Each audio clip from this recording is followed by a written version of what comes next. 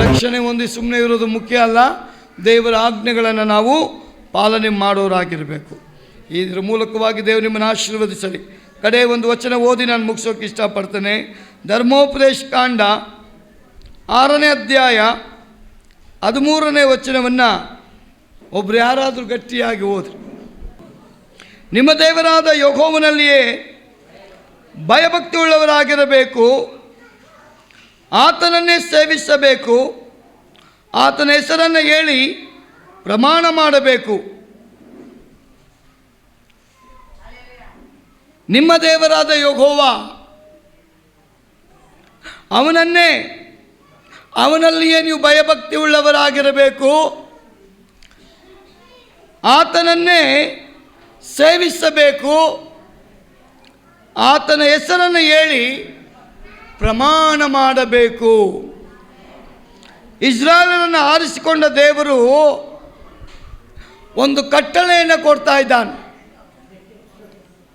ನಿಮ್ಮ ದೇವರಿಗೆ ಭಯಪಟ್ಟು ಆತನಿಗೆ ಆರಾಧನೆ ಮಾಡಬೇಕು. ಆ ಆರಾಧನೆ ಸತ್ಯಕ್ಕೆ ಅನುಗುಣವಾದ ಆರಾಧನೆ,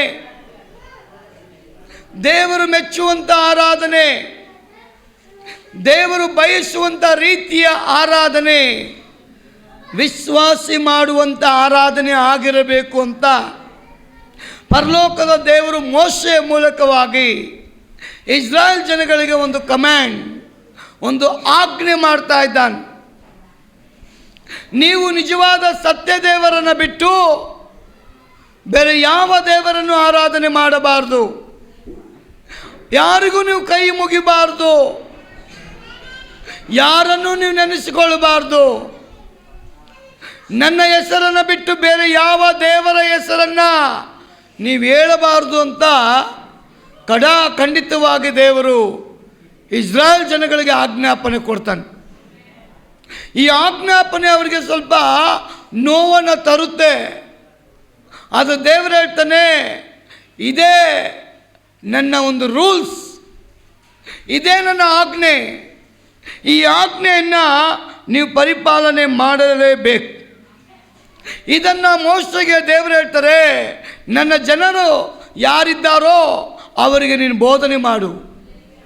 ಅದಕ್ಕೆ ದೇವರ ವಾಕ್ಯ ಹೇಳ್ತದೆ, ಕೀರ್ತನೆ 2ನೇ ಅಧ್ಯಾಯ 11ರಲ್ಲಿ ನೋಡುವಾಗ ಭಕ್ತನಾದ ದಾವೀದನು ಹೇಳ್ತಾನೆ, ಯೆಹೋವನನ್ನು ಭಯಭಕ್ತಿಯಿಂದ ಸೇವಿಸಿರಿ. ಯೆಹೋವ ಅಂದರೆ ದೇವರು. ದೇವರನ್ನು ನೀವು ಭಯಭಕ್ತಿಯಿಂದ ಸೇವನೆ ಮಾಡಬೇಕಂತೆ. ದೇವಾಲಯದಲ್ಲಿ ಮಾತ್ರ ಅಲ್ಲ, ನಿಮ್ಮ ಮನೆಯಲ್ಲಿ, ನಿಮ್ಮ ಆರಾಧನೆಗಳಲ್ಲಿ, ನಿಮ್ಮ ಪ್ರಾರ್ಥನೆ ವೈಯಕ್ತಿಕವಾಗಿ ಮಾಡುವಾಗ ನೀವು ಯಾವ ರೀತಿ ಮಾಡಬೇಕು ಅಂದರೆ, ನೀನು ಮೊಣಕಾಲು ಹಾಕಿದ ಕೂಡಲೇ ನನ್ನ ಮುಂದೆ ದೇವರಿದ್ದಾನೆ, ನನ್ನ ಮುಂದೆ ದೇವರಿದ್ದಾನೆ. ಅದು ಎಲ್ಲಿ ಮನೆ ಆಗಿರಲಿ, ಆಲಯ ಆಗಿರಲಿ, ಬೇರೆ ಯಾವುದೇ ಸ್ಥಳದಲ್ಲಿ ಆಗಲಿ, ಪ್ರಾರ್ಥನೆಗೆ ಸೇರಿ ಬರುವಾಗ ನಿನ್ನ ಒಳಗಡೆ ಒಂದು ಇಂಟಿಮೇಷನ್ ಬರುತ್ತೆ, ದೇವರು ನಿನ್ನ ಮುಂದೆ ಇದ್ದಾನೆ. ದೇವರು ನಿನ್ನ ಮುಂದೆ ಇರುವಾಗ ನೀನು ಭಯ ಪಡಲೇಬೇಕು ಅಂತ ಸತ್ಯವೇದ ಹೇಳ್ತದೆ. ಪ್ರಿಯ ಸಹೋದರಿಯೇ, ಭಯ ದಾವೀದು ಕಲಿಸಿಕೊಡ್ತಾನೆ. ಅವನು ಹೇಳ್ತಾನೆ, ಆ ದೇವರ ಮುಂದೆ ಬರುವಾಗ ನೀವು ನಡುಗುತ್ತಾ ಬನ್ನಿರಿ. ನಮ್ಮ ಹೃದಯದ ಒಳಗೆ ಒಂದು ನಡುಕ ಬರಬೇಕಂತೆ. ನಾನು ದೇವರ ಮುಂದೆ ನಿಲ್ತಾ ಇದ್ದೀನಲ್ಲ, ದೇವರ ಮುಂದೆ ಕೂರ್ತಾ ಇದ್ದೀನಲ್ಲ, ದೇವರ ಮುಂದೆ ಮಾತಾಡ್ತಾ ಇದ್ದೀನಲ್ಲ, ದೇವರನ್ನು ಆರಾಧನೆ ಮಾಡ್ತಾ ಇದ್ದೀನಲ್ಲ, ನಾನು ಮಾಡುವಂಥ ಪ್ರಾರ್ಥನೆ ಅಂದರೆ ಮಾತು. ನನ್ನ ಮಾತು ಲೂಸ್ ಟಾಕ, ಆ ಮಾತಿನಲ್ಲಿ ಪರ್ಫೆಕ್ಟ್ ಆದ ಮಾತಿದೆಯಾ? ಆ ಮಾತಿನಲ್ಲಿ ಸರಿಯಾದ ಅಂಶಗಳಿದೆಯಾ? ನನ್ನ ಮಾತು ದೇವರಿಗೆ ಇಷ್ಟ ಆಗುತ್ತಾ? ಅದನ್ನು ನಾವು ಗಮನಿಸಿ ಮಾತಾಡಬೇಕಂತೆ. ನಮ್ಮ ಮಗು ಹುಟ್ಟಿ ಸ್ವಲ್ಪ ತಿಂಗಳಾದ ಮೇಲೆ ಅದು ಮಾತಾಡಲಿಕ್ಕೆ ಪ್ರಾರಂಭ ಆಗುವಾಗ ಸ್ಪಷ್ಟವಾಗಿ ಯಾವ ಮಗುನು ಮಾತಾಡಲ್ಲ, ಅದು ತೊದಲಿ ಮಾತಾಡುತ್ತೆ. ಆ ಮಾತು ಅಕ್ಕಪಕ್ಕದ ಮನೆಯವ್ರಿಗೆ ಅರ್ಥ ಆಗಲ್ಲ, ಎತ್ತ ತಂದೆ ತಾಯಿಗೆ ಮಾತ್ರ ಅದು ಅರ್ಥ ಆಗೋದು. ಅದು ಅರ್ಥ ಆಗುತ್ತೆ ಅಂತಾನೆ ಆ ಮಗುನು ಭಯ ಇಲ್ಲದೆ ತಂದೆ ತಾಯಿ ಹತ್ರ ತೊದಲು ಮಾತುಗಳ ಮೂಲಕವಾಗಿ ಮಾತಾಡುತ್ತೆ. ಆ ಮಾತು ಅರ್ಥ ಆಗುವಾಗಲೇ ಆ ಮಗು ಬೆಳಿಲಿಕ್ಕೆ ಸಾಧ್ಯ, ಕಲೀಲಿಕ್ಕೆ ಸಾಧ್ಯ, ನಡಿಲಿಕ್ಕೆ ಸಾಧ್ಯ. ದೇವರ ಮುಂದೆ ಬರುವಂಥವರೇ ಅದೇ ಪ್ರಕಾರವಾಗಿಯೇ ಮಾತಾಡೋದನ್ನು ಕಲಿಬೇಕಂತೆ. ಯಾವ ಮಾತು ರೀ? ಅನ್ಯ ಭಾಷೆಯ ಮಾತನ್ನ ಯಾರು ಕಲಿತುಕೊಳ್ತಾರೋ ಅವರು ದೇವರೊಂದಿಗೆ ನಿಕಟವಾಗಿ ಮಾತನಾಡ್ತಾರೆ. ಅದಕ್ಕೆ ದೇವರು ಅನ್ಯ ಭಾಷೆ ಕೊಟ್ಟಿದ್ದಾನೆ. ಯಾರ ಜೊತೆ ಮಾತಾಡೋದಕ್ಕೆ? ಅಕ್ಕಪಕ್ಕದವರ ಮುಂದೆ ಮಾತಾಡೋಕ್ಕಲ್ಲ, ಬೇರೆಯವರ ಮುಂದೆ ಮಾತಾಡೋಕ್ಕಲ್ಲ, ಹೊರಗಡೆ ಜನಗಳ ಮುಂದೆ ಮಾತಾಡೋಕ್ಕಲ್ಲ, ದೇವರ ಮುಂದೆ ಮಾತಾಡೋಕ್ಕೆ. ಅನ್ಯ ವಿಶ್ವಾಸಿ ಒಂದು ವೇಳೆ ಬಂದಾಗ ಅವಳು ಯಾವುದೋ ಒಂದು ಪಾಪದಲ್ಲಿ ಸಿಕ್ಕಾಕೊಂಡಿರ್ತಾನೆ, ಪಾಪದಲ್ಲಿ ಜೀವನ ಮಾಡ್ತಾ ಇರ್ತಾನೆ, ಅವನು ವಿಗ್ರಹಾರಾಧನೆ ಮಾಡ್ತಾ ಇರ್ತಾನೆ, ಅನೇಕ ಮಾಟ ಮಂತ್ರಗಾರರ ಬಳಿಗೆ ಹೋಗ್ತಾ ಇರ್ತಾನೆ, ಅವ್ರ ತಾಯ್ತ ಕಟ್ಟಿಸ್ಕೊಳಕ್ಕೆ ಹೋಗ್ತಾ ಇರ್ತಾರೆ, ಪೂಜೆ ಪುರಸ್ಕಾರ ಅಧಿಕವಾಗಿ ಮಾಡ್ತಾ ಇರ್ತಾರೆ. ಅವರ ಮುಂದೆ ನಾವು ಡೈರೆಕ್ಟಾಗಿ ಹೇಳೋಕ್ಕಾಗಲ್ಲ ಅಲ್ವಾ? ಆ ಸಮಯ ನಿನ್ನ ಪ್ರಾರ್ಥನೆ ಪ್ರಾರಂಭ ಮಾಡುವಾಗ ಒಂದು ಸಹೋದರಿಗಾಗಿ, ಒಂದು ಸಹೋದರನಿಗಾಗಿ, ಒಂದು ಕುಟುಂಬಕ್ಕಾಗಿ, ಅವರ ಬಿಡುಗಡೆಗಾಗಿ ದೇವರ ಮುಂದೆ ನೀನು ಮೊರೆ ಇಡುವಾಗ ಅನ್ಯ ಭಾಷೆಯಲ್ಲಿ ನೀನು ಮಾತನಾಡು. ನಿನ್ನ ಹೃದಯ ಹೇಳ್ತದೆ ನೀನು ಯಾವುದಕ್ಕಾಗಿ ಪ್ರಾರ್ಥನೆ ಮಾಡ್ತಾ ಇದೆಯಾ? ಒಂದು ಕುಡುಕನಿಗಾಗಿ ಪ್ರಾರ್ಥನೆ ಮಾಡ್ತಾ ಇದೆಯಾ? ಒಂದು ವ್ಯಭಿಚಾರಿಗಾಗಿ ಪ್ರಾರ್ಥನೆ ಮಾಡ್ತಾ ಇದೆಯಾ? ಒಂದು ಜಗಳಾಡುವ ಕುಟುಂಬಕ್ಕಾಗಿ ಪ್ರಾರ್ಥನೆ ಮಾಡ್ತಾ ಇದೆಯಾ? ಮಾತು ಕೇಳದೆ ಇರತಕ್ಕ ಮಕ್ಕಳಿಗಾಗಿ ಪ್ರಾರ್ಥನೆ ಮಾಡ್ತಾ ಇದೆಯಾ? ಆ ಪ್ರಾರ್ಥನೆ 4 ಜನ ಇರುವಾಗ ಎಲ್ಲರ ಮುಂದೆ ಹೇಳಿ ಅವಮಾನಕ್ಕೆ ಒಳಗಾಗೋದಕ್ಕಿಂತ ದೇವರ ದೃಷ್ಟಿಯಲ್ಲಿ ನಂಬಿಕೆಯಿಂದ ಅನ್ಯ ಭಾಷೆಯಲ್ಲಿ ಮಾತನಾಡುವಾಗ ಅಲ್ಲಿ ದೇವರ ಕಟ್ಟನ್ನು ಹೊಡೆದು ಬಿಡ್ತಾನೆ, ಅಲ್ಲಿ ಮಾಟ ಮಂತ್ರ ಶಕ್ತಿನ ಹೊಡೆದು ಬಿಡ್ತಾನೆ, ಅಂಧಕಾರ ಬಲಗಳನ್ನು ಲಯಪಡಿಸಿ ಬಿಡ್ತಾನೆ. ಯಾಕೆ ಅಂದರೆ ಈ ಕೂಟದಲ್ಲಿ ನನ್ನ ಮಕ್ಕಳು ಮಾಡ್ತಾ ಇದ್ದಾರಲ್ಲ ಪ್ರಾರ್ಥನೆ, ಅದಕ್ಕೆ ದೇವರ ವಾಕ್ಯ ಹೇಳ್ತದೆ, ಕೇಳ್ಕೋ, ಅದು ನಾನು ಕೊಡ್ತೇನೆ ನಿನಗೆ. ಕೇಳು, ಕೇಳಿಕೊಳ್ಳತಕ್ಕವನು ಹೊಂದಿಕೊಳ್ತಾನಂತೆ. ಅದಕ್ಕೆ ದಾವೀದ ಹೇಳ್ತಾನೆ, ಯೆಹೋವನನ್ನು ಭಯಭಕ್ತಿಯಿಂದ ಸೇವಿಸಿರಿ, ನಡುಗುತ್ತಾ ಉಲ್ಲಾಸ ಪಡಿರಿ. ಹಂಗಾಗುತ್ತಾ ನಮಗೆ? ನಡುಗುತ್ತಾ ಉಲ್ಲಾಸ ಪಡೋಕ್ಕಾಗುತ್ತಾ? ಅದು ದಾವೀದ ಅನುಭವ. ದಾವೀದ ಅನುಭವ ಹೆಂಗೆ ಗೊತ್ತಾ? ಒಂದು ಕಡೆ ಭಯ, ಇನ್ನೊಂದು ಕಡೆ ಸಂತೋಷ. ಒಂದು ಕಡೆ ಭಯ, ಇನ್ನೊಂದು ಕಡೆ ಸಂತೋಷ. ಒಂದು ಕಡೆ ಅವನಿಗೆ ಹೆಮ್ಮೆ, ಎಂಥ ವ್ಯಕ್ತಿ ಹತ್ರ ನಾನು ನಿಂತ್ಕೊಂಡ್ಬಿಟ್ಟಿದ್ದೀನಲ್ಲಪ್ಪ. ಮಿನಿಸ್ಟ್ರು ಬಂದರೆ ನಾವೇನು ಮಾಡ್ತೀವಿ? ಫೋಟೋ ಇಡ್ಸ್ಕೊಳ್ಳೋಕ್ಕೆ ತಳ್ಳಾಡ್ತೀವಿ ಹಂಗೆ, ನಾನು ಕಾಣಬೇಕು, ನಾನು ಕಾಣಬೇಕು, ನಾನು ಕಾಣಬೇಕು ಅಂತ. ದೇವ್ರ ಮಕ್ಕಳು ತಳ್ಳಾಡಬಾರ್ದು. ಸರ್ವಶಕ್ತನೇ ನಿಮ್ಮ ಹತ್ರ ಇದ್ದಾನೆ. ಸರ್ವಶಕ್ತನಾದ ದೇವರೇ ನಿಮ್ಮ ಹತ್ರ ಇದ್ದಾನಲ್ರಿ. ಅದಕ್ಕೆ ದಾವೀದು ಆ ದೇವ್ರನ್ನ ಇಟ್ಕೊಂಡ ನಿಮಿತ್ತವಾಗಿ ಅವನು ಹೇಳ್ತಾನೆ, ಅವನ ಹತ್ರ ಇರೋದು ನನಗೆ ಸಂತೋಷ, ಇನ್ನೊಂದು ಕಡೆ ಭಯ. ಒಂದು ಕಡೆ ಸಂತೋಷ, ಇನ್ನೊಂದು ಕಡೆ ಭಯ. ಪ್ರಿಯ ಸಹೋದರಿಯೇ, ಅವನ ಅನುಭವದಿಂದ ಹೇಳ್ತಾನೆ, ನಾನು ದೇವರನ್ನ ಸಂತೋಷದಿಂದ ನಡುಗುತ್ತಾ ಭಯಭಕ್ತಿ ಉಳ್ಳವನಾಗಿ ನಾನು ಆರಾಧನೆ ಮಾಡ್ತೇನೆ. ಇವತ್ತು ಆರಾಧನೆಗೆ ಬರೋದು ಮುಖ್ಯ ಅಲ್ಲ, ನಮ್ಮ ದೇವರು ಮೆಚ್ಚುವ ರೀತಿಯಲ್ಲಿ ನಾವು ಆರಾಧನೆ ಮಾಡಬೇಕು. ಅದಕ್ಕೆ ಸತ್ಯವೇದ ಹೇಳ್ತದೆ, ನಿಮ್ಮ ದೇವರಾದ ಯೆಹೋವನಲ್ಲಿಯೇ ಭಯಭಕ್ತಿ ಉಳ್ಳವರಾಗಿರಬೇಕು. ನಿಮ್ಮ ದೇವರಾದ ಯೆಹೋವನಲ್ಲಿಯೇ ಭಯಭಕ್ತಿ ಉಳ್ಳವನಾಗಿರಬೇಕು, ಆತನನ್ನೇ ಸೇವಿಸಬೇಕು, ಆತನ ಹೆಸರನ್ನು ಹೇಳಿ ಪ್ರಮಾಣ ಮಾಡಬೇಕು. Hallelujah, hallelujah. ದಾವೀದ ಹೇಳ್ತಾನೆ ದೇವರಿಗೆ, ಒಂದು ಚಾನ್ಸ್, ಒಂದೇ ಒಂದು ಚಾನ್ಸ್ ಕೊಡಪ್ಪ, ಇನ್ಮೇಲೆ ನಾನು ತಪ್ಪು ಮಾಡೋಕ್ಕೆ ಹೋಗಲ್ಲ ದೇವರೇ. ನನ್ನ ತಪ್ಪನ್ನು ನೆನೆಸ್ಕೊಂಡು ನೀನು ಕೊಟ್ಟ ಪರಿಶುದ್ಧಾತ್ಮನನ್ನು ನನ್ನಿಂದ ಮಾತ್ರ ತೆಗಿಬೇಡಪ್ಪ. ನನ್ನ ತಿದ್ಕೊಳ್ಳೋಕ್ಕೆ ಅವಕಾಶ ಕೊಡು, ನನ್ನ ತಿದ್ಕೊಳ್ಳೋದಕ್ಕೆ ಅವಕಾಶ ಕೊಡು, ನನ್ನ ಲೈಫನ್ನು ಮಾರ್ಪಡಿಸ್ಕೊಳ್ಳೋಕ್ಕೆ ಅವಕಾಶ ಕೊಡು, ನಿನ್ನ ಮಗನಾಗಿ ಜೀವಿಸೋದಕ್ಕೆ ಅವಕಾಶ ಕೊಡು.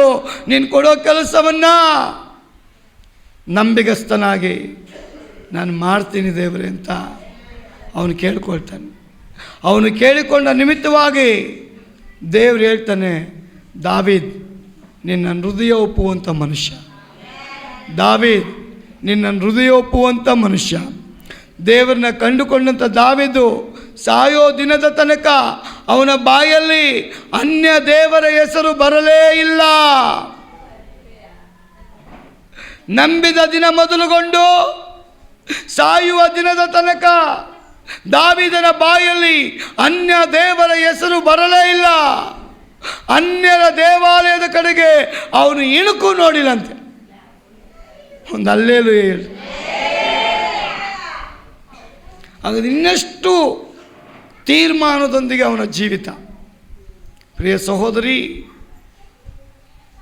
ಈ ದಿನಗಳಲ್ಲಿ ನಮ್ಮನ್ನು ಪರೀಕ್ಷೆ ಮಾಡಿಕೊಳ್ಳುವಾಗ ಪರೀಕ್ಷೆಗೆ ಭಯಭಕ್ತಿಯಿಂದ ಯಾರೆಲ್ಲ ಸ್ಟಡಿ ಮಾಡಿ ಹೋಗಿ ಬರೀತಾರೋ ಅವ್ರು ಯಾವತ್ತೂ ಫೇಲ್ ಆಗೋದೇ ಇಲ್ಲ, ಅವರು ಪಾಸ್ ಆಗೇ ಆಗ್ತಾರೆ. ಹಲ್ಲೆಲೂಯಾ. ಕೀರ್ತನೆ 33:8 ಹೇಳುತ್ತೆ, ಭೂಲೋಕದವರೆಲ್ಲರೂ ಯೆಹೋವನಿಗೆ ಭಯಪಡಲಿ, ಭೂನಿವಾಸಿಗಳೆಲ್ಲರೂ ಆತನಿಗೆ ಹೆದರಲಿ. ಭೂಲೋಕದಲ್ಲಿರುವ ಎಲ್ಲ ನರಜನ್ಮದವರು ಏನು ಮಾಡಬೇಕಂತೆ? ಕರ್ತನೊಬ್ಬನಿಗೆ ಭಯಪಡಬೇಕಂತೆ. ನಮ್ಮನ್ನು ಸೃಷ್ಟಿಸಿದವನಿಗೆ ಭಯಪಡಬೇಕಂತೆ. ನಮ್ಮನ್ನು ನಿರ್ಮಾಣ ಮಾಡಿದವನಿಗೆ ಭಯಪಡಬೇಕಂತೆ. ನಮ್ಮನ್ನು ಆರಿಸಲ್ಪಟ್ಟವನಿಗೆ ನಾವು ಭಯಪಡಬೇಕಂತೆ. ನಮ್ಮನ್ನು ಕರೆಯಲ್ಪಟ್ಟವನಿಗೆ ನಾವು ಭಯಪಡಬೇಕಂತೆ. ನಮ್ಮನ್ನು ನೆನಪು ಮಾಡಿಕೊಂಡವನಿಗೆ ನಾವು ಭಯಪಡಬೇಕಂತೆ. ನಮಗೆ ಬಿಡುಗಡೆ ಕೊಟ್ಟ ದೇವರಿಗೆ ಭಯಪಡಬೇಕು. ನಮ್ಮನ್ನು ಪಾಪ ಶಾಪಗಳಿಂದ ಬಿಡಿಸಲ್ಪಟ್ಟ ದೇವರಿಗೆ ಭಯಪಡಬೇಕು. ನರಕದ ಯಾತನೆಗೆ ಹೋಗುವಂಥ ನಮ್ಮನ್ನು ರಕ್ಷಣೆಗೆ ತಂದಂಥ ದೇವರಿಗೆ ನಾವು ಭಯಪಡಬೇಕು. ಲೋಕದವರ ಹಾಗೆ ಜೀವಿಸದೆ ದೇವರು ಅವರ ಮಧ್ಯದಲ್ಲಿ ನಮ್ಮನ್ನು ಆರಿಸಿಕೊಂಡಲ್ಲ, ಅದಕ್ಕಾಗಿ ನಾವು ದೇವರಿಗೆ ಭಯಪಡಬೇಕು ಅಂತ ಸತ್ಯವೇದ ಹೇಳ್ತದೆ. Hallelujah, hallelujah. ನೀವಿವತ್ತು ಯಾರಿಗೆ ಭಯಪಡ್ತಾ ಇದ್ದೀರಾ? ನಿಮಗೆ ರಕ್ಷಣೆ ಕೊಟ್ಟ ದೇವರಿಗೆ ಭಯಪಡ್ತಾ ಇದ್ದೀರಾ? ಪಾಪದಿಂದ ಬಿಡಿಸಿದ ದೇವರಿಗೆ ಭಯಪಡ್ತಾ ಇದ್ದೀರಾ? ಬಂಧನಗಳಿಂದ ಬಿಡುಗಡೆ ಮಾಡಲ್ಪಟ್ಟ ದೇವರಿಗೆ ಭಯಪಡ್ತಾ ಇದ್ದೀರಾ? ನರಕದ ಯಾತನೆಗೆ ಹೋಗಬೇಕಾದಂಥ ನಮ್ಮನ್ನು ಬಿಡಿಸಿದ್ನಲ್ಲ ಆ ದೇವರಿಗೆ ನಿಜವಾಗಲೂ ನಾವು ಭಯಪಡ್ತಾ ಇದ್ದೇವಾ? ಹಲ್ಲೆಲೂಯಾ. ಈ ಭಯ ನಮ್ಮೊಳಗಿರಬೇಕು ಅಂತ ಸತ್ಯವೇದ ಹೇಳ್ತದೆ. ಸರ್ವ ವಿಷಯದಲ್ಲೂ ನಾವು ಒಬ್ಬನಿಗೆ ಮಾತ್ರ ಭಯಪಡಬೇಕಂತೆ. ಸರ್ವ ವಿಷಯ ಅಂದರೆ ಏನು? ನಮ್ಮ A to Z ಕಾರ್ಯದಲ್ಲಿ ನಮ್ಮ ದೇವರಿಗೆ ನಾವು ಭಯಪಡಬೇಕು. ಹಲ್ಲೆಲೂಯಾ. ನಮ್ಮ ದೇವರು ನಮ್ಮ ಹೃದಯನ ನೋಡ್ತಾ ಇರ್ತಾನೆ. ಮಲಾಕಿ 1:6 ಕರ್ತನಾದ ದೇವರು ತನ್ನ ಭಯವು ಎಲ್ಲಿಂದ ಆರಂಭವಾಗಬೇಕು ಎಂಬುದನ್ನು ಅವನೇನು ಹೇಳ್ತಾನೆ ಅಂದರೆ, ಯಾಜಕರ ಜೀವನದ ಮೂಲಕವಾಗಿ, ಸಭಾ ಸೇವಕರ ಮೂಲಕವಾಗಿ ದೇವರ ಭಯ ಸಭೆ ಒಳಗೆ ಆರಂಭ ಆಗಬೇಕಂತೆ. ಹಲ್ಲೆಲೂಯಾ. ಅದರರ್ಥ ಪಾಸ್ಟರು ಸಹ ಹೆಂಗೆಂಗೋ ಜೀವನ ಮಾಡಂಗಿಲ್ಲ. ಅವನು ದೇವರ ದೃಷ್ಟಿಗೆ ಭಯಭಕ್ತಿ ಉಳ್ಳವನಾಗಿರಬೇಕು. ಅವನು ದೇವರ ದೃಷ್ಟಿಯಲ್ಲಿ ನೀತಿವಂತನಾಗಿರಬೇಕು. ದೇವರ ದೃಷ್ಟಿಯಲ್ಲಿ ಯಥಾರ್ಥವುಳ್ಳವನಾಗಿರಬೇಕು. ದೇವರು ಕೊಟ್ಟ ಸಭಾ ಪಾಲನೆಯನ್ನು ಅವನು ಪರಿಪಕ್ವವಾಗಿ ಮಾಡುವವನಾಗಿರಬೇಕು.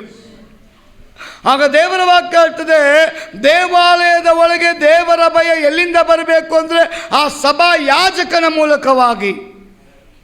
ಆ ಯಾಜಕ ಪರ್ಫೆಕ್ಟ್ ಆಗಿದ್ರೆ ಸಭೆ ಪರ್ಫೆಕ್ಟ್ ಆಗಿರುತ್ತಂತೆ. ಒಂದೊಂದು ಸಭೆಗೆ ಒಂದೊಂದು ಕುರುಬನನ್ನು ದೇವರು ಇಟ್ಟಿದ್ದಾನೆ, ಇಟ್ಟು ಕೆಲಸ ಕೊಟ್ಟಿದ್ದಾನೆ. ಆ ಕುರಿಗಳನ್ನು ಕಾಯಿ, ಆ ಕುರಿಗಳನ್ನು ಮೇಯಿಸು.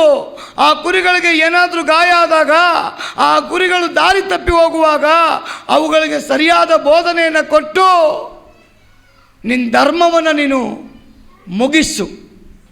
ಅದಕ್ಕೆ ಬೈಬಲ್ ಹೇಳ್ತದೆ, ಯೇಸು ಹೇಳ್ತಾನೆ, ಒಂದು ಮನೆಗೆ ನೀವು ಸುವಾರ್ತೆ ಸಾರಕ್ಕೆ ಹೋದಾಗ ಒಂದು ವೇಳೆ ಆ ಮನೆಯವರು ನಿಮ್ಮ ಸುವಾರ್ತೆಯನ್ನು, ಯೇಸುವಿನ ನಾಮದಲ್ಲಿ ಬರುವಂಥ ಸುವಾರ್ತೆಯನ್ನು ಅಕ್ಸೆಪ್ಟ್ ಮಾಡಿಕೊಳ್ಳದೆ ಹೋದರೆ ನಿಮ್ಮ ಕಾಲಿಗೆ ಹತ್ತಿರುವಂಥ ಧೂಳನ್ನು ಅಲ್ಲಿ ಜಾಡಿಸಿ ಬಾ, ಮಿಕ್ಕಿದ್ದು ನಾನು ಲೆಕ್ಕ ತಗೊಳ್ತೀನಿ. ಹಲ್ಲೆಲೂಯಾ. ನಿನ್ನ ಧರ್ಮವನ್ನು ನೀನು ಮಾಡು, ನಿನ್ನ ಕೆಲಸವನ್ನು ಮೊದಲು ನೀನು ಮಾಡು, ಸುವಾರ್ತೆಯನ್ನು ನೀನು ಸಾರು, ದೇವರ ಬೋಧನೆಯನ್ನು ನೀನು ಮಾಡು. ಕರ್ತನಾದ ಯೇಸು ಒಬ್ಬನೇ ದೇವರಂತ ಜನಗಳ ಮಧ್ಯದಲ್ಲಿ ನೀನು ಸಾರ್ಕೊಂಡು ಬಾ. ಆ ಜನ ಕೇಳಲಿಲ್ಲ ಅಂದರೆ ನೆಕ್ಸ್ಟ್ ನಿನಗೆ ನಾನು ಕೇಳಲ್ಲ ಲೆಕ್ಕ, ಅವರಿಗೆ ನಾನು ಕೇಳ್ತೀನಿ. ಅದನ್ನು ದೇವರು ಇವತ್ತು ನಮಗೆ ಹೇಳ್ತಾನೆ, ಮಲಾಕಿ ಹೇಳ್ತಾನೆ, ದೇವರ ಭಯ ಪ್ರಾರಂಭ ಎಲ್ಲಿಂದ? ದೇವರ ಮನೆಯಿಂದಲೇ. ದೇವರ ಮನೆ ಅದು ದೇವರ ಆಲಯ. ಆಲಯದಲ್ಲಿ ಯಾರ ಮೂಲಕ? ಸೇವಕನ ಮೂಲಕನೇ ಆರಂಭ ಆಗಲಿ ಅಂತ ದೇವರ ಇಚ್ಛೆ. ಇವತ್ತು ಎಷ್ಟೋ ಸೇವಕರು ಹೆಸರಿಗೆ ಸೇವಕರಾಗಿರಬಹುದು, ನಿಜವಾಗಲೂ ದೇವರು ಮೆಚ್ಚುವಂಥ ಸೇವಕರಾಗಿದ್ದೀವಾ? ಇವತ್ತು ಸೇವಕರನ್ನ ನೋಡುವಾಗ ಭಯ. ಮಂತ್ರವಾದಿಗಳ ರೂಪದಲ್ಲಿ ಸೇವಕರು ಬಂದು ಬಿಟ್ಟಿದ್ದಾರೆ. ಇವಾಗ ನೀನು ಸಭೆಗೆ ಬಂದಿಲ್ಲ ಅಂದರೆ ರಕ್ತ ಕಕ್ಕಿ ಸತ್ತೋಗ್ಬಿಡ್ತೀಯಮ್ಮ, ಆಕ್ಸಿಡೆಂಟ್ ಆಗಿ ಸತ್ತೋಗ್ಬಿಡ್ತೀರಾ, ನಿಮ್ಮ ಮನೆ ಸರ್ವನಾಶ ಆಗಿ ಹೋಗುತ್ತಲ್ಲ. ಈ ರೀತಿಯಾಗಿ ಭಯಪಡಿಸೋದು ಒಬ್ಬನೇ ಸೈತಾನ್. ನನ್ನ ದೇವರು ನಿಮ್ಮನ್ನು ಭಯಪಡಿಸಿಲ್ಲ. ನನ್ನ ದೇವರು ಯಾವತ್ತೂ ನಿಮಗೆ ಎದುರಿಸಿಲ್ಲ. ನನ್ನ ದೇವರು ಕಟ್ಟಳೆ ಕೊಟ್ಟಿದ್ದಾನೆ, ಆಜ್ಞೆ ಮಾಡಿದ್ದಾನೆ. ನೀನು ಈ ರೀತಿಯಾಗಿ ನಡಿ, ನಿನ್ನ ಯಾರೂ ಮುಟ್ಟಕ್ಕಾಗಲ್ಲ. ನನ್ನ ಆಜ್ಞೆಗೆ ಅನುಗುಣವಾಗಿ ಯಾರಾದರೂ ನಡೆಯೋದಾದರೆ ಮಗ್ಗುಲಲ್ಲಿ 1000, ಬಲಗಡೆಯಲ್ಲಿ 10,000 ಜನ ಸತ್ತು ಬಿದ್ದರು, ನನ್ನ ಮಗನಾದವನೇ, ನನ್ನ ಮಗಳಾದವಳೇ, ನಿನಗೆ ಯಾವ ಕೇಡು ಆಗಲ್ಲ. ಇದು ದೇವರ ವಾಗ್ದಾನ. ಸೈತಾನನ ವಾಗ್ದಾನ ಏನು? ನೀನು ಬಂದಿಲ್ಲ ಅಂದರೆ, ನಿನ್ನ ಮಾತು ಕೇಳಿಲ್ಲ ಅಂದರೆ, ನೀನು ಹಂಗಾದರೆ, ನೀನು ಹಿಂಗಾದರೆ, ಇದು ಭಯ ಹುಟ್ಟಿಸೋದು ದೆವ್ವ. ಪ್ರೀತಿ ಮಾಡೋದು ದೇವರು. ಹಲ್ಲೆಲೂಯ. ಅದಕ್ಕೆ ದೆವ್ವದ ಜನ ಪ್ರೀತಿ ಮಾಡೋರು ಹೆಂಗೆ ಹೇಳ್ತಾರೆ ಗೊತ್ತಾ? ನಾನು ಮುಗಿಸ್ತೀನಿ, ಮಾತಾಡಬಾರ್ದು. ತುಂಬ ಪ್ರೀತಿ ಮಾಡೋರು ಲೋಕದಲ್ಲಿ ಏನು ಹೇಳ್ತಾರೆ? ಹುಡುಗನಿಗೆ ಹೇಳ್ತಾಳೆ, ನೀನು ಈ ಟೈಮ್ಗೆ ಈ ಪಾರ್ಕಿಗೆ ಬಂದಿಲ್ಲ ಅಂದರೆ ನೆಕ್ಸ್ಟ್ ನಾನು ಹೆಣ ನೋಡ್ತೇನೆ ನೀನಂತ. ಹೌದಾ ಇಲ್ಲ? ಮಾತಾಡಬಾರ್ದು. ಇದೇ ತಾನೇ ಅವ್ರು ಡೈಲಾಗ್ ಹೊಡಿಯೋದು. ಹುಡುಗಿಗೆ ಎದುರಿಸ್ತಾಳೆ, ನೀನು ಕಣ್ ತಪ್ಪಿಸಿ ನಿಮ್ಮ ಅಪ್ಪ ಅಮ್ಮನ ತಪ್ಪಿಸಿ ನೀನು ಬಂದಿಲ್ಲ ಅಂದರೆ ನಾನು ಸತ್ತೋಗ್ಬಿಡ್ತೀನಿ ಬಾವಿಗೆ ಬಿದ್ದು ಅಂತ. ಇದು ದೇವರು ಹೇಳ್ಕೊಡೋದಲ್ಲ, ಇದು ದೆವ್ವದ ಮಾತು. ವಿಶ್ವಾಸಿ ಆಡಲ್ಲ, ಇದು ಅವಿಶ್ವಾಸಿ ಆಡಲ್ಲ. ಅದಕ್ಕೆ ದೇವರ ವಾಕ್ಯ ಹೇಳ್ತದೆ, ಲೋಕದ ಪ್ರೀತಿ ಕುರುಡು, ದೇವರ ಪ್ರೀತಿ ಶಾಶ್ವತವಾದ. ಆದ ಕಾರಣ ದೇವರು ನಮಗೆ ಕಟ್ಟಳೆ ಕೊಡ್ತಾನೆ. ಮೋಸಗೆ ಹೇಳ್ದ, ಇವ್ರು ಯಾರ ಹೆಸರು ಹೇಳಬಾರ್ದು, ಇವ್ರು ನನ್ನ ಹೆಸರು ಮಾತ್ರ ಹೇಳಬೇಕು, ನನ್ನ ನಾಮ ಮಾತ್ರ ಮಹಿಮೆ ಪಡಿಸ್ಬೇಕು, ನನ್ನ ಆಜ್ಞೆಗಳನ್ನ ಮಾತ್ರ ಕೈಗೊಂಡು ನಡಿಬೇಕು. ನಾನು ಹಾಕಿಕೊಟ್ಟ ಮಾರ್ಗದಲ್ಲಿ ಇವರು ನಡೆದಿದ್ದೆ ಆದರೆ ಇವರನ್ನು ಎದುರಿಸುವಂಥ ಶಕ್ತಿ ಈ ಪ್ರಪಂಚದಲ್ಲಿ ಯಾರಿಗೂ ಇಲ್ಲ. ಒಂದು ಆಮೇಲೆ ಹೇಳ್ರಿ, ಆಮೇಲೆ ಹೇಳ್ರಿ, ಆಮೇಲೆ ಹೇಳ್ರಿ. ಅದಕ್ಕೆ ಯೋಷಫಾಟ ದೇವ್ರ ಸಮ್ಮುಖದಲ್ಲಿ ಬಂದು ಹತ್ಕೊಂಡು ಅಡ್ಡಡ್ಡ ಮಲಗಿಬಿಟ್ಟಿರ್ತಾನೆ. ದೇವ್ರು ಕೇಳ್ತಾರೆ, ಯೋಷಫಾಟನೇ ಯಾಕೆ ನೀನು ಅಳ್ತಾ ಇದ್ದೀಯ? ದೇವರಿಗೆ ಗೊತ್ತಿಲ್ವಾ? ದೇವರಿಗೆ ಗೊತ್ತಿಲ್ಲ ಅವನು ಯಾಕೆ ಅಳ್ತಾ ಇದ್ದಾನೆ ಅಂತ. ನೋಡ್ರಿ ಎಷ್ಟು ನಾಜುಕ್ಕಾಗಿ ದೇವ್ರು ಕೇಳ್ತಾನೆ ಅಂದರೆ, ಯಾಕಮ್ಮ ನೀನು ಅಳ್ತಾ ಇದೀಯಾ? ಯಾಕಪ್ಪ ನೀನು ಅಳ್ತಾ ಇದೀಯಾ? ನಿನ್ನ ಮನೆ ಪ್ರಾಬ್ಲಮ್ ದೇವ್ರಿಗೆ ಗೊತ್ತು, ನಿನ್ನ ಕಷ್ಟ ದೇವರಿಗೆ ಗೊತ್ತು, ನಿನ್ನ ಪರಿಸ್ಥಿತಿ ದೇವರಿಗೆ ಗೊತ್ತು. ಆದರೂ ದೇವರ ಬಾಯಿಂದ ಬರುವಂಥ ಮಾತನ್ನ ನೋಡ್ರಿ, ಅವನು ಕೇಳ್ತಾನೆ, ಯೋಷಫಟನೇ ಯಾಕೆ ಅಳ್ತಾ ಇದೀಯಾ? ಯೋಶ್ವನೇ ಯಾಕೆ ಅಳ್ತಾ ಇದೀಯಾ? ಯಾಕೆ ಬೋರಲ ಬಿದ್ದಿದ್ದೀಯಾ? ಏನಾಯಿತು? ಆಗ ಅವನು ಹೇಳ್ತಾನೆ, ದೇವರೇ ನೀನು ನಮ್ಮ ದೇವರು, ನೀನು ನನ್ನ ಜೊತೆ ಇರೋ ದೇವರು, ನೀನಿದ್ದೀಯಾ ಅಂತ ನಾವು ನಂಬಿ ಯುದ್ಧಕ್ಕೆ ಬಂದಿದ್ದೀವಿ. ಆದರೆ ಅಂಥ ದೊಡ್ಡ ಸೇನೆನ ನೋಡಿ ನಮ್ಗೆ ಯುದ್ಧ ಮಾಡೋಕ್ಕಾಗಲ್ಲ ಅಂತ ಯೋಷಪಾಠ ಹೇಳ್ತಾನೆ. ಒಂದು ಕಡೆ ಯೋಷುವ ಹೇಳ್ತಾನೆ, ದೇವರೇ ನಮ್ಮನ್ನು ಸೋಲಿಸೋಕ್ಕೋಸ್ಕರ, ಶತ್ರುಗಳ ಕೈಯಲ್ಲಿ ನಮ್ಮನ್ನು ಕೊಡೋಕ್ಕೋಸ್ಕರ, ನಮ್ಮನ್ನು ಅವಮಾನ ಮಾಡೋಕ್ಕೋಸ್ಕರ ನಮ್ಮನ್ನು ಕರ್ಕೊಂಡು ಬಂದ. ಒಂದೇ ಭಯ ಅವನಿಗೆ, ಇಂಥ ದೊಡ್ಡ ದೇವರ ಮಕ್ಕಳಾಗಿರುವಂಥ ನಮ್ಮ ಯುದ್ಧದಲ್ಲಿ ಯಾಕೆ ನಾವು ಸೋತೋಗಿದ್ದೀವಿ? ಸೋತ ತದನಂತರ ದೇವರ ಸನ್ನಿಧಾನದಲ್ಲಿ ಬಂದು ಗೋಳಾಡ್ತಾ ಇದ್ದಾನೆ. ಸೋಲಿಗೆ ಕಾರಣ ಏನು? ನಮ್ಮ ಸೋಲಿಗೆ ಕಾರಣ ಏನು? ಒಂದು ಟೈಮಲ್ಲಿ ಇಸ್ರಾಯೇಲರ ದೇವರು ಬರ್ತಾ ಇದ್ದಾನೆ ಅಂದರೆ ಶತ್ರುಗಳೆಲ್ಲ ಎದ್ದು ಬಿದ್ದು ಓಡ್ತಾ ಇದ್ರಂತೆ. ಕಾರಣ ಏನು? ಇವರ ಮುಂದೆ ನಾವು ನಿಲ್ಲಕ್ಕಾಗಲ್ಲ, ಜಯ ಹೊಂದಕ್ಕಾಗಲ್ಲ. ಅವ್ರ ಹತ್ರ ಆಯುಧಗಳನ್ನ ನೋಡಿ ಅವರು ಭಯಪಟ್ಟಿಲ್ರಿ, ಅವರ ದೇವರನ್ನ ನೋಡಿ ಭಯಪಡ್ತಾ ಇದ್ರು. ಅವ್ರ ಹತ್ರ ಜನ ಕಡಿಮೆ ಇರ್ತಾ ಇದ್ರು, ಅವರ ದೇವರ ಮಂಜೂಷವನ್ನು ನೋಡಿ, ಮಂಜೂಷ ಬರ್ತಾ ಇದೆ ಅಂದರೆ ಸಾಕು ಶತ್ರುಗಳು ನಡುಗಿ ಓಡ್ತಾ ಇದ್ರಂತೆ. ಅಂತ ಯೋಷುವ ಹೇಳ್ತಾನೆ, ದೇವರೇ ಒಂದು ಟೈಮ್ ಎಲ್ಲ ಯುದ್ಧಗಳಲ್ಲಿ ಜಯ ಹೊಂದ್ಕೊಂಡು ಬಂದಿದ್ದೀವಿ, ಈ ಯುದ್ಧದಲ್ಲಿ ಸೋಲಕ್ಕೆ ಕಾರಣ ಏನು? ಅದು ನನಗೆ ಬೇಕಪ್ಪ. ದೇವರು ಯಾಕೆ ಯೋಷುವನೇ ಅಳ್ತಾ ಇದ್ದೀಯಾ? ಇವತ್ತು ಅದೇ ದೇವ್ರು ನಮಗೆ ಕೇಳ್ತಾನೆ, ಯಾಕೆ ಅಳ್ತಾ ಇದ್ದೀರಾ? ನಿಮ್ಮ ಕಷ್ಟ ಏನು? ದೇವರು ಯುದ್ಧಕ್ಕೆ ಹೋಗೋಕ್ಕೆ ಮುಂಚೆ ಕೆಲವೊಂದು ಆಜ್ಞೆಗಳನ್ನು, ಕಟ್ಟಳೆಗಳನ್ನ ಕೊಟ್ಟಿದ್ದ, ಹಿಂಗೇ ನೀವಿರಬೇಕು ಅಂತ. ಅದರಲ್ಲಿ ಒಬ್ಬ ಆಕಾನ್ ಅನ್ನೋನು ಆಸೆ ಪಟ್ಟು ಸ್ವಲ್ಪ ಚಿನ್ನ ಮತ್ತು ಬಟ್ಟೆನ ಕದ್ದು ಬಿಡ್ತಾನೆ, ಸ್ವಲ್ಪ ಹಣನ ಕದ್ದು ಬಿಡ್ತಾನೆ, ಕದ್ದು ಬಚ್ಚಿಟ್ಬಿಟ್ಟಿದ್ದಾನೆ. ಅದರ ನಿಮಿತ್ತವಾಗಿ ದೇವರೇನು ಮಾಡ್ತಾ ಇದ್ದಾನೆ ಅಂದರೆ, ನನ್ನ ಆಜ್ಞೆಯನ್ನು, ಕಟ್ಟಳೆಯನ್ನು ಮೀರಲ್ಪಟ್ಟ ಒಬ್ಬನ ನಿಮಿತ್ತ ಯುದ್ಧವನ್ನೇ ಸೋಲಿಸ್ಬಿಟ್ಟ ದೇವರು. ಸೋತಿದ್ದಕ್ಕೆ ಆಕಾನನಿಗೆ ಚಿಂತೆ ಇಲ್ಲ. ಆಕಾನನ ದೃಷ್ಟಿ ಕದ್ದಿರುವಂಥ ವಸ್ತುಗಳ ಮೇಲೆ ಐತೆ, ಹಣದ ಮೇಲೆ ಐತೆ, ಬಟ್ಟೆ ಮೇಲೆ ಐತೆ. ಸೋತಿದ್ದಕ್ಕೆ ಅವನಿಗೆ ದುಃಖ ಇಲ್ಲ. ದೇವರ ಕಟ್ಟಳೆಯನ್ನು ನಡೆಯತಕ್ಕವರೇ ಅವರಿಗೆ ದುಃಖ ಇರ್ತದೆ. ಯೋಶ್ವರಿಗೆ ದುಃಖ, ಸೋತೋಗ್ಬಿಟ್ಟಿದ್ದೀವಲ್ಲ, ಕಾರಣ ಏನು? ದೇವರು ಬಂದು ಕೇಳ್ತಾರೆ, ಯಾಕೆ ನೀವು ಅಳ್ತಾ ಇದ್ದೀರಾ? ಆಗ ಅವನಿಗೆ, ಯುದ್ಧದಲ್ಲಿ ನಾವು ಸೋತೋಗ್ಬಿಟ್ಟಿದ್ದೀವಿ, ಇದಕ್ಕೆ ಕಾರಣ ನಮಗೆ ಗೊತ್ತಿಲ್ಲ ದೇವರೇ ಅಂದಾಗ, ಸ್ವಲ್ಪ ಸಮಯದ ನಂತರ ದೇವರು ಹೇಳ್ತಾರೆ, ನೀನು ಈ ಯುದ್ಧದಲ್ಲಿ ಸೋಲಲಿಕ್ಕೆ ಕಾರಣ, ಈ ಯುದ್ಧದಲ್ಲಿ ಸೋಲೋದಕ್ಕೆ ಕಾರಣ ನಿಮ್ಮಲ್ಲಿ ಒಬ್ಬ ತಪ್ಪು ಮಾಡಿಬಿಟ್ಟಿದ್ದಾನೆ. ತಪ್ಪು ಮಾಡಲ್ಪಟ್ಟ ನಿಮಿತ್ತವಾಗಿ, ನನ್ನ ಆಜ್ಞೆಯನ್ನು ಮೀರಲ್ಪಟ್ಟ ನಿಮಿತ್ತ, ನನ್ನ ಕಟ್ಟಳೆಯನ್ನು ಮೀರಲ್ಪಟ್ಟ ನಿಮಿತ್ತ, ನನ್ನ ನಾಮವನ್ನು ಹಾಳು ಮಾಡಲ್ಪಟ್ಟ ನಿಮಿತ್ತ ಈ ಯುದ್ಧದಲ್ಲಿ ಸೋತೋಗ್ಬಿಟ್ರಿ. ಅದಕ್ಕೆ ದೇವರು ಹೇಳ್ತಾರೆ, ನಿನಗೊಂದು ಚಾನ್ಸ್ ಕೊಡ್ತೀನಿ, ಅವನು ಯಾರಂತ ನೀನು ಕಂಡುಹಿಡಿಬೇಕು. ಹಲ್ಲೇಲೂಯಾ. ನೀನು ಯಾರಂತ ಅವನ್ನ ಕಂಡುಹಿಡ್ದು ಅವನಿಗೆ ನೀನು ಶಿಕ್ಷೆ ಕೊಡಬೇಕು. 12 ಕುಲದವರಿಗೆ ಅವನು ಆಜ್ಞಾಪಿಸ್ತಾನೆ.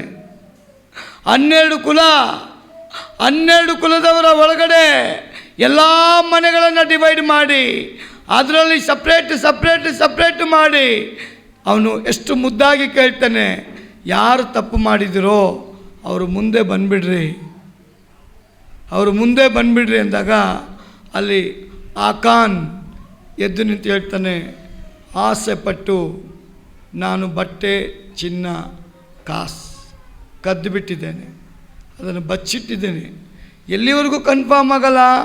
ಅವನು ಕರ್ಕೊಂಡೋಗಿ ಅದನ್ನು ತೋರಿಸ್ತಾನೆ ಎಲ್ಲೆಲ್ಲಿ ಇಟ್ಟಿದ್ದಾನೆ ಅಂತ. ಅದು ಕನ್ಫರ್ಮ್ ಆದಮೇಲೆ ದೇವರು ಜನರ ಒಳಗೆ ಭಯ ಬರುವುದಕ್ಕೋಸ್ಕರ ನೆಕ್ಸ್ಟ್ ಯಾರ ತಪ್ಪು ಮಾಡಬಾರ್ದು ಅಂತ ಆ ಕಾನನನ್ನು ಮಧ್ಯ ನಿಲ್ಲಿಸಿ ಎಲ್ಲರೂ ಕಲ್ಲುಗಳನ್ನ ತಗೊಂಡು ಅವನ್ನ ಹೊಡೆದು ಸಾಯಿಸ್ತಾರೆ. ಇವತ್ತಿಗೂ ಈ ರೂಲ್ಸನ್ನು ಎಷ್ಟೋ ಮುಸ್ಲಿಂ ಕಂಟ್ರಿಗಳಲ್ಲಿ ಮಾಡ್ಕೊಂಡು ಬರ್ತಾ ಇದ್ದಾರೆ. ಆದರೆ ಇವತ್ತು ಯೇಸು ಸ್ವಾಮಿ ಹಳೆ ಒಡಂಬಡಿಕೆ ಪ್ರಕಾರವಾಗಿ ಶಿಕ್ಷೆಯನ್ನು ನಮಗೆ ಅನುಗ್ರಹಿಸ್ತಾ ಇಲ್ಲ. ಅವನು ಹೇಳ್ತಾನೆ, ನನ್ನನ್ನು ಪ್ರೀತಿಸೋನು ನನ್ನ ಆಜ್ಞೆಯನ್ನು ಕೈಗೊಂಡು ನಡೀತಾನೆ. ನನ್ನ ಪ್ರೀತಿ ಮಾಡೋರೇ ನನ್ನ ಆಜ್ಞೆಯನ್ನು ಕೈಗೊಂಡು ನಡೀತಾರೆ. ಹಳೆ ಒಡಂಬಡಿಕೆಯಲ್ಲಿ ನನ್ನ ಆಜ್ಞೆಯನ್ನು ಮೀರಬಾರ್ದು, ನನ್ನ ನಾಮವನ್ನು ಮೀರಬಾರ್ದು, ನನ್ನ ಹೆಸರು ಬಿಟ್ಟು ಬೇರೆ ಹೆಸರು ಹೇಳಬಾರ್ದು, ನಾನು ಇಷ್ಟಪಡೋ ರೀತಿಯಲ್ಲೇ ನಿಮ್ಮ ಆರಾಧನೆ ಇರಬೇಕು. ಇವತ್ತು ಆ ಕಟ್ಟಳೆ ಏನಾದ್ರು ಇದ್ದಿದ್ದರೆ ನಾವು ಯಾರೂ ದೇವ್ರ ಮುಂದೆ ನಿಲ್ಲಕ್ಕಾಗ್ತಾ ಇರಲಿಲ್ಲ. ಆದರೆ ದೇವರು ಕರುಣಾಸಾಗರನು, ದಯಾಸಾಗರನು, ಕೃಪೆ ಉಳ್ಳವನು, ಕೃಪೆಯಿಂದ ನಡೆಸುವವನು. ಅವನು ಕೇಳಿಕೊಳ್ಳೋದು ಒಂದೇ, ಮಗಳೇ ನನ್ನ ಪ್ರೀತಿ ಮಾಡ್ತೀಯ, ಮಗನೇ ನನ್ನ ಪ್ರೀತಿ ಮಾಡ್ತೀಯ, ನನ್ನ ಆಜ್ಞೆಗಳನ್ನ ಕೈಗೊಂಡು ನಡಿ, ಪಾಪ ಮಾಡಬೇಡ. ಇಷ್ಟೇ. ಯಾವಾಗ ನಮ್ಗೆ ಜಡ್ಜ್ಮೆಂಟು? ಯಾವಾಗ ನಮಗೆ ಜಡ್ಜ್ಮೆಂಟ್? ಯಾವಾಗ ನಮಗೆ ನ್ಯಾಯ ತೀರ್ಪು? ಕರ್ತನ ಬರೋಣದಲ್ಲಿ, ಕರ್ತನ ಮುಂದೆ ನ್ಯಾಯಸ್ಥಾನದ ಮುಂದೆ ನಿಲ್ಲುವಾಗ ನಮಗೆ ಜಡ್ಜ್ಮೆಂಟ್ ಇದೆ. ಅದಕ್ಕೆ ಪೌಲ್ ಹೇಳ್ತಾನೆ, ಈ ಲೋಕದಲ್ಲಿ ನೀವು ಯಾತ್ರಿಗಳಾಗಿ ಬಂದಿದ್ದೀರಿ, ಈ ಲೋಕದಲ್ಲಿ ನೀವು ಯಾತ್ರಿಗಳಾಗಿ ಬಂದಿದ್ದೀರಿ. ಇದು ಪರ್ಮನೆಂಟ್ ಸ್ಥಳ ಅಲ್ಲ. ನಿಮ್ಮ ಪರ್ಮನೆಂಟ್ ಸ್ಥಳ ಪರಲೋಕ. ನಿಮ್ಮ ಪರ್ಮನೆಂಟ್ ಸ್ಥಳ ಪರಲೋಕ. ಆ ಸ್ಥಳಕ್ಕೆ ಹೋಗೋದಕ್ಕೆ ಭೂಲೋಕದಲ್ಲಿ ನೀವು ಆಯುಕ್ತವಾಗಿರಿ. Hallelujah, hallelujah. ಆದ ಕಾರಣ ನಾವು ಯಾರಿಗೆ ಭಯಪಡಬೇಕು? ರಕ್ಷಣೆ ಕೊಟ್ಟವನಿಗೆ, ಪಾಪ ಕ್ಷಮಾಪಣೆ ಮಾಡಿದವನಿಗೆ, ಭೂಲೋಕದಲ್ಲಿ ತಾಯಿ ಗರ್ಭದಲ್ಲಿ ನಮ್ಮನ್ನು ಆರಿಸಿಕೊಂಡವನಿಗೆ, ಅವನ ರಕ್ತದಲ್ಲಿ ನಮ್ಮನ್ನು ಶುದ್ಧ ಮಾಡಲ್ಪಟ್ಟವನಿಗೆ, ಅವನ ಮಕ್ಕಳಾಗಿ ಸ್ವೀಕಾರ ಮಾಡಲ್ಪಟ್ಟವನಿಗೆ, ಅವನ ಆಜ್ಞೆಗಳನ್ನು ಕೈಗೊಂಡು ನಡೆಯುವಂಥವರಾಗಿ ಜೀವಿಸಬೇಕೆಂಬುದೇ ದೇವರ ಚಿತ್ತ. ನೀವು ಕೈಗೊಂಡು ನಡೀರಿ, ನಿಮ್ಮನ್ನು ದೇವರು ವಿಶೇಷವಾಗಿ ನಡೆಸ್ತಾನೆ. ಆದ ಕಾರಣ ಈ ದಿನ ಒಂದು ತೀರ್ಮಾನ ಮಾಡೋಣ, ದೇವರಿಗೆ ಭಯಪಟ್ಟು ನಾನು ನನ್ನ ಮನೆಯವರು ನಡಿಬೇಕು. ಅದಕ್ಕೆ ಯೋಶುವ ಹೇಳ್ತಾನೆ, ನಾನು ನನ್ನ ಮನೆಯವರು ಯೆಹೋವನನ್ನೇ ಸೇವಿಸ್ತೇವೆ. ನೀವಿವತ್ತೇ ಈಗಲೇ ಡಿಸೈಡ್ ಮಾಡಿರಿ, ನಿಮಗೆ ಯಾರು ಬೇಕು, ನಿಮಗೆ ಯಾರು ಬೇಕು, ನಿಮ್ಗೆ ಯಾರು ಬೇಕಂತ ಯೋಶುವ ಇಸ್ರಾಯೇಲ್ ಜನಗಳಿಗೆ ಟೈಮೇ ಕೊಡಲಿಲ್ಲಂತೆ. ಇವಾಗಲೇ ಹೇಳ್ರಿ ಅಂತ ಹೇಳ್ತಾನೆ. ಹಾಗಾದರೆ ದೇವರಿಗೆ ನಮ್ಮ ಒಂದು ಕೊಡುಗೆ ಏನು? ನಮ್ಮ ಒಪ್ಪಂದ ಏನು? ನಮ್ಮ ತೀರ್ಮಾನ ಏನು? ದೇವರ ಮಕ್ಕಳಾಗಿ ಜೀವಿಸಬೇಕಾ? ದೇವರ ಆಜ್ಞೆಗಳನ್ನ ಕೈಗೊಂಡು ನಡಿಬೇಕಾ? ದೇವರಿಗಾಗಿ ನಮ್ಮ ಬದುಕು ಇಡಬೇಕಾ? ದೇವರ ಅನುಗುಣವಾಗಿ, ಸತ್ಯಕ್ಕೆ ಅನುಗುಣವಾಗಿ ನಾವು ಮನೆಗಳಲ್ಲಿ, ಸಭೆಯಲ್ಲಿ, ಸಮುದಾಯದಲ್ಲಿ ನಾವು ಬಾಳಬೇಕು ಅಂದರೆ ಕ್ರಿಸ್ತನ ನಿಮಿತ್ತ ಎಲ್ಲವನ್ನು ಸಹಿಸಿಕೊಳ್ಬೇಕು. ಎಷ್ಟು ಜನ ಕ್ರಿಸ್ತನ ನಿಮಿತ್ತ ಎಲ್ಲವನ್ನು ಸಹಿಸ್ಕೊಳ್ಳೋಕ್ಕೆ ರೆಡಿ ಇದ್ದೀರಾ? ಎಷ್ಟು ಜನ ರೆಡಿ ಇದ್ದೀರಾ? ಕ್ರಿಸ್ತನ ನಿಮಿತ್ತ ಎಲ್ಲವನ್ನು ನಾನು ಸಹಿಸ್ಕೊಳ್ಳೋಕ್ಕೆ ರೆಡಿ. ಒಂದು 2 ನಿಮಿಷ ಮುಗಿಸ್ಬಿಡ್ತೀನಿ. ಕ್ರಿಸ್ತನ ನಿಮಿತ್ತ ಎಲ್ಲವನ್ನ ಸಹಿಸ್ಕೊಳ್ಳೋದಕ್ಕೆ ಎಷ್ಟು ಜನ ರೆಡಿ? ಸಹಿಸ್ಕೊಳ್ಳೋದು ಅಂದರೆ ಏನು? ಮುಗಿಸ್ತಾ ಇದ್ದೀನಿ. ಸಹಿಸ್ಕೊಳ್ಳೋದು ಅಂದರೆ ಏನು?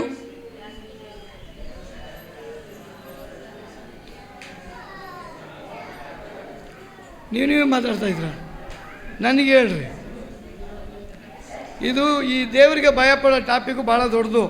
ನಾನು ಭಾಳ ಲೇಟಾಗಿ ಬಂದೆ ಅಂತ ಮುಗಿಸ್ತೀನಿ ಇವತ್ತು. ದೇವ್ರ ಚಿತ್ತ ಅದು ಇನ್ನೊಂದು ದಿನ ಮಾತಾಡ್ತೀನಿ. ಸಹಿಸಿಕೊಳ್ಳೋದು ಅಂದರೆ ಏನಮ್ಮ? ಅವಮಾನ ಬಂದಾಗ. ಯಾವಾಗ ಅವಮಾನ ಬರೋದು? ಒಂದು 2 ನಿಮಿಷ ಎಲ್ಲ ಸೈಲೆಂಟ್ ಆಗಿರಿ. ನಮ್ಮ ನೆರೆಯವರು ನಮ್ಮನ್ನು ಅವಮಾನ ಮಾಡಿದಾಗ ನೀವು ಪಕ್ಕದ ಮನೆಗೆ ಹೋಗಬೇಡಿ ಬ್ರದರ್, ನಿಮ್ಮ ಮನೆ ಒಳಗೆ ಬೈದು ಬಿಡ್ತಾರೆ. ನಿಮ್ಮ ಗಂಡ ಬೈತಾನೆ ಹೆಂಡತಿಗೆ, ಇದ್ದೀರಾ? ಯಾವಾಗಲೂ prayer prayer prayer prayer prayer prayer prayer. ಎಲ್ಲಿ ನಿನ್ನ ಪ್ರಾರ್ಥನೆಗೆ ಉತ್ತರ? ದೇವರಿಗೆ ಭಯ ಭಯ ಭಯ ಭಯ ಭಯ ಭಯ. ಎಲ್ಲಿ ನಿನಗೆ ಪ್ರಾರ್ಥನೆಗೆ ಜಯ? ಎಲ್ಲಿಂದ ಪ್ರಾರಂಭ ಆಗುತ್ತೆ? ಮನೆ ಒಳಗಡೆ.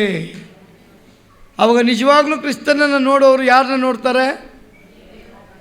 ಗಂಡನೊಳಗೆ ಗಂಡನ ನೋಡಿ ಜಗಳ ಮಾಡಬೇಡಿ, ಏನು ಪ್ರಯೋಜನ ಇಲ್ಲ. ಅವನ ಒಳಗಡೆ ಇರೋ ದೆವ್ವನ ನೋಡ್ರಿ, ಅವನ ಒಳಗಡೆ ಇರತಕ್ಕ ಸ್ಪಿರಿಟ್ನ ನೋಡ್ರಿ. ಎಲ್ಲಿ ನೀವು ಫೈಟ್ ಮಾಡಬೇಕು?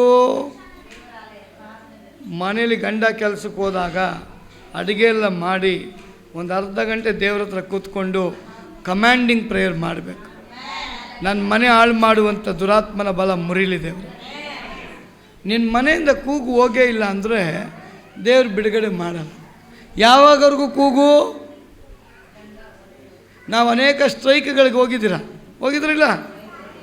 ನನಗೆ ಗೊತ್ತಿಲ್ಲ, ನೀವು ಹೋಗಿದ್ರಿಲ್ಲ? ಎಲ್ಲಿವರೆಗೂ ಹೋರಾಟ? ಎಲ್ಲಿವರೆಗೂ ಹೋರಾಟ? ಯಾರಿಗೆ ಹೇಳಿದ್ದನ್ನ? ಯಾರಿಗೆ ಹೇಳ್ತೀರಾ? DC ಹತ್ರ ಹೋಗಿ ಹೇಳ್ತೀರಾ? ಎಲ್ಲಿವರೆಗೂ ಹೋರಾಟ ಅಂತ ಒಬ್ಬ ಹೇಳ್ತಾನೆ, ನೀವೇನಂತೀರಾ? ಸಿಗೋವರೆಗೂ ಹೋರಾಟ ಅಂತೆ. ಎಲ್ಲಿವರೆಗೂ ಉಪವಾಸ? ನ್ಯಾಯ ಸಿಗೋವರೆಗೂ ಉಪವಾಸ ಅಂತೆ. ಅವ್ನು ಲೀಡರ್ ಅಂತಾನೆ, ಸಾಕಾಯ್ತು ಬನ್ನಿರಿ ಹೋಗೋಣ ಅಂದರೆ ಹೋಗ್ಬಿಡ್ತೀರ. ಅದು ದೇವ್ರ ಮನೆ ಹಂಗಲ್ಲ. ನಿಮ್ಮ ಮನೆ ಕಟ್ಟಲ್ಪಡಬೇಕು ಅಂದರೆ ಹಗಲು ರಾತ್ರಿ ಪ್ರಾರ್ಥನೆ ಬೇಕೇ ಬೇಕು. ನೀವು ದೇವ್ರನ್ನ ನೋಡಿ ನಿಮ್ಮ ಮನೆಯ ದೇವ್ರು ನೋಡ್ತಾನೆ. ನೀವು ದೇವ್ರ ಮುಖನ ನೋಡಿ ನಿಮ್ಮ ಮುಖ ದೇವ್ರು ನೋಡ್ತಾನೆ. ಹಲ್ಲೆಲೂಯಾ. ಒಂದೇ ಚಾಕ್ಲೇಟ್ಗೆ ಪ್ರತಿದಿನ ಅಳಬೇಡ್ರಿ, ಹೊಸ ಹೊಸ ವೆರೈಟೀಸ್ಗೆ ನೀವು ಅಳ್ರಿ. ದೇವರೇ ಹೇಳ್ತಾನೆ, ಹೇಳಿದ್ದೇ ದಿನ ನನ್ನ ಮುಂದೆ ಹೇಳ್ಬೇಡಮ್ಮ, ನಿಂದು ಅಪ್ಲಿಕೇಶನ್ ಬಂದಾಯಿತು, ರೈಟ್ ಟೈಮಲ್ಲಿ ನಾನು ಸ್ಯಾಂಕ್ಷನ್ ಮಾಡ್ತೀನಿ. Hallelujah, hallelujah, hallelujah. ಗೌರಮ್ಮನಿಗೋಸ್ಕರ ಒಬ್ಬರೇ ಇಲ್ಲಿ ಯಾರಾದರೂ ಗೌರಮ್ಮ ಇದು ದಯವಿಟ್ಟು ತಪ್ಪು ತಿಳ್ಕೊಬೇಡಿ. ಗೌರಮ್ಮನಿಗೆ ಮಾತ್ರ ನೀನು ಪ್ರಾರ್ಥನೆ ಮಾಡಿದ್ರೆ ಏನು ಯೂಸ್ ಇಲ್ಲ. ಅದ್ರ ಜೊತೆ ಗಂಗಮ್ಮಗೆ, ಮಂಜಮ್ಮಗೆ ಎಲ್ಲರಿಗೂ ಪ್ರೇಯರ್ ಮಾಡಬೇಕು. ಹಲ್ಲೆಲೂಯಾ. ಆ ಮನೆ ರಕ್ಷಣೆ ಹೊಂದೋವರೆಗೂ ಪ್ರಾರ್ಥನೆ ಮಾಡೋದು ನಮ್ಮ ಧರ್ಮ. ರಿಸಲ್ಟ್ ಸಿಕ್ತಾ ಅವರಿಗೆ ಪ್ರೇಯರ್ ನಿಲ್ಲಿಸ್ರಿ, ಮಾಡಬೇಕಂತೇನಿಲ್ಲ. ಉತ್ತರ ಬಂದ್ರೂ ಅವ್ರಿಗೇ ಮಾಡ್ಕೊಂಡಿದ್ರು. ದೇವರು ಹೇಳ್ತಾನೆ, ನಿನ್ನ ಗಾಡಿನ ಸ್ವಲ್ಪ ಮುಂದೆ ಓಡಿಸು ಅಂತ ನಾವು. ಹಲ್ಲೆಲೂಯಾ. ಆದ ಕಾರಣ ದೇವರ ಭಯಪಡ್ರಿ. ಭಯ ದೇವ್ರು ಏನು ಕೇಳ್ತಾನೆ ಗೊತ್ತಾ? ಒಬ್ಬ ಯಜಮಾನನಿಗೆ ಭಯ ಪಡ್ತಿರಲ್ಲ, ಒಬ್ಬ ಕಂಪ್ನಿ ಓನರ್ಗೆ ಭಯ ಪಡ್ತಿರಲ್ಲ, ಹಾಗಾದರೆ ಒಬ್ಬ ಯಜಮಾನನಿಗೆ ನಿಮ್ಮ ಹತ್ರ ಭಯ ಎಲ್ಲಿ? ಒಬ್ಬ ಕಂಪ್ನಿ ಓನರ್ಗೆ ನಿಮಗೆ ಭಯ ಎಲ್ಲಿ? ಒಬ್ಬ ಆಫೀಸರ್ ಮುಂದೆ ಇರೋ ಭಯ ಇದೆಯಲ್ಲ, ಹಾಗಾದರೆ ನನ್ನ ಮುಂದೆ ಯಾಕೆ ನಿಮ್ಮ ಭಯ ಇಲ್ಲ? ಅಧಿಕಾರಿಗೆ ಭಯಪಡುವಂಥವರೇ, ಕಂಪ್ನಿ ಯಜಮಾನನಿಗೆ ಭಯಪಡುವಂಥವರೇ, ಹಣಕ್ಕೆ ಭಯಪಡುವಂಥವರೇ, ರಕ್ಷಣೆ ಕೊಟ್ಟ ದೇವರ ಮುಂದೆ ನಿಮ್ಮ ಭಯ ಎಲ್ಲಿ? ಅದು ನಾನು ಕೇಳ್ತಾ ಇಲ್ಲ. ಬೈಬಲ್ನಲ್ಲಿ ಮಲಾಕಿ ಪ್ರವಾದಿ ಜನಗಳಿಗೆ ಬರೀತಾನೆ, ಈ ಲೋಕಾರೀತಿಯಾದ ಕಾರ್ಯಗಳಿಗೆಲ್ಲ ನಿಮ್ಮ ಹತ್ರ ಭಯ ಇದೆ, ದೇವರ ಭಯ ಎಲ್ಲಿ? ಅದು ದೇವರು ಕೇಳ್ತಾನೆ. ಯಾವಾಗ ಕೇಳ್ತಾನೆ ಇದನ್ನು? ನಾವು ಭಯ ಇಲ್ಲದವರಾಗಿ ನಡ್ಕೊಂಡು ನ್ಯಾಯಸ್ಥಾನದ ಮುಂದೆ ನಿಂತ್ಕೊಳ್ತೀವಲ್ಲ, ಆವಾಗ ದೇವ್ರು ಕೇಳ್ತಾನೆ, ನನ್ನ ಭಯ ಎಲ್ಲಿ ತೋರಿಸ್ದಪ್ಪ ನೀನು? ನನ್ನ ಭಯನ ಎಲ್ಲಿ ಪ್ರಚಾರ ಮಾಡ್ದಪ್ಪ ನೀನು? ಪ್ರಿಯ ಸಹೋದರಿ, ನಿನ್ನ ದೇವರಿಗೆ ಭಯಪಡು, ಜನ ನಿನಗೆ ಭಯಪಡ್ತಾರೆ. ನಿನ್ನ ದೇವರಿಗೆ ಭಯಪಡು, ನಿನ್ನ ಮೂಲಕ ದೇವರು ಅತಿಶಯ ಮಾಡ್ತಾನೆ. ನಿನ್ನ ದೇವರಿಗೆ ಭಯಪಟ್ಟರೆ, ನಿನ್ನ ಅಕ್ಕಪಕ್ಕದವ್ರು ಭಯಪಟ್ಟಿಲ್ಲ ಅಂದರೆ ನೀನು ಭಯಪಡಬೇಡ. ನಿನಗೆ ಗೊತ್ತಿಲ್ಲದಿರತಕ್ಕ ದೆವ್ವಗಳು ಭಯಪಡ್ತವೆ. ಪೌಲ್ನ ನೋಡಿ ದೆವ್ವ ಹೇಳ್ತದೆ, ಪೌಲ್ ನನಗೆ ಗೊತ್ತು ಅಂತ ಹೇಳ್ತದೆ. ಇವತ್ತು ನಮ್ಮನ್ನ ನೋಡಿ ದೆವ್ವ ಹೇಳುತ್ತಾ ಇವನು ಗೊತ್ತು ಅಂತ? ಇವನು ಯಾರ ಅಡ್ರೆಸ್ಗೆ ಇಲ್ಲ, ಇವನು ಸುಮ್ಮನೆ ಒಳಗವನೇ ಅಂತಾನೆ. ಆದ ಕಾರಣ ಒಂದು ತೀರ್ಮಾನ, ದೇವರ ಭಯ ನನ್ನನ್ನು ನನ್ನ ಮನೆನ ಕಟ್ಟುತ್ತೆ. ದೇವರ ಭಯ ನನ್ನ ಸಭೆನ ಕಟ್ಟುತ್ತೆ. ದೇವರ ಭಯ ನಮ್ಮ ಗ್ರಾಮನ ಕಟ್ಟುತ್ತೆ. ದೇವರ ಭಯ ನಮ್ಮ ಜೀವಿತವನ್ನು ಕಟ್ಟುತ್ತೆ. ದೇವರ ಭಯ ಇಲ್ಲದೆ ಒಂದು ವೇಳೆ ನಾವೇನಾದರೂ ಇದ್ದರೆ ಒಂದು ತೀರ್ಮಾನ ಮಾಡೋಣ, ನಮಗೆ ದೇವರೇ ನಿನ್ನ ಭಯವನ್ನು ಕಲಿಸುವ, ನಿನ್ನ ಆರಾಧನೆಯ ಭಯ, ನಿನ್ನ ಪ್ರಾರ್ಥನೆಯ ಭಯ, ನಿನ್ನ ಸಭೆಯ ಭಯ, ನಿನ್ನ ಸೇವೆಯ ಭಯ, ನಿನ್ನ ರಾಜ್ಯದ ಭಯ, ನಿನ್ನ ಕಾರ್ಯಗಳ ಭಯ ನನಗೆ ಕಲಿಸಪ್ಪ. ನಿನ್ನ ಮನೆಯಲ್ಲಿ ನಾನು ಭಯಭಕ್ತಿ ಉಳ್ಳವನಾಗಿ ಕಾಣಲ್ಪಡಬೇಕು ಸ್ವಾಮಿ. ಆ ಭಯದಲ್ಲಿ ನಮ್ಮನ್ನು ನಡೆಸುವಂಥ ನಾವು ಕೇಳಿ ನಮ್ಮ ಕಣ್ಣುಗಳನ್ನು ಮುಚ್ಚೋಣ. ದೇವರ ವಾಕ್ಯದ ಮೂಲಕ ನಿಮ್ಮನ್ನು ಆಶೀರ್ವದಿಸಲಿ. ನಾವೆಲ್ಲರೂ ಎದ್ದು ನಿಂತುಕೊಳ್ಳೋಣ. Thank you.